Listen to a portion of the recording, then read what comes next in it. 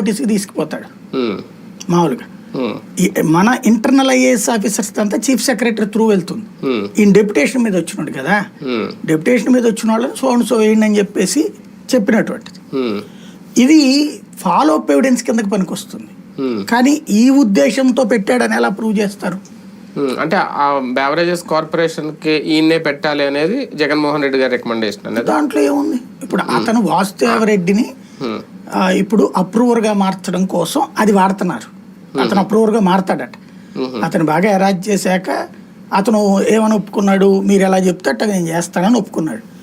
అప్పుడు అతన్ని రాష్ట్రం నుంచి బయటికి వెళ్ళేందుకు అవకాశం ఇచ్చారు. అతను పేరెంట్ డిపార్ట్మెంట్ కి రైల్వేస్ నుంచి వచ్చాడు. అతను వచ్చిన అతన్ని బాగా ఏడిపించాక ఇక నీకు జీవితం పోయినట్టే, నీ కుటుంబం కూడా అట్లా చేస్తాం ఇట్లా చేస్తామన్నాక అతను మీరు ఎట్లా చెప్తే అట్లాగా అన్నాడు.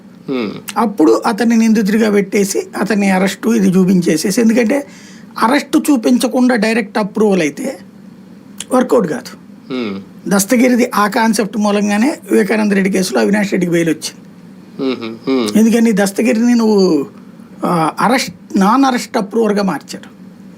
అప్పుడు అట్లాగా దాంట్లో ఉన్నటువంటి నిందితుడి అప్రూవల్ అన్నటువంటి పాయింట్ మీద ఇచ్చే ఎవిడెన్స్ వెళ్ళదు. ఇందులో కూడా అట్లయిపోతుంది. అందుకని అరెస్ట్ చూపించారు అతన్ని. అరెస్ట్ చూపించి ఆ తర్వాత తొందరగా పంపించేశారు అతన్ని, ఇబ్బంది పెట్టకుండా.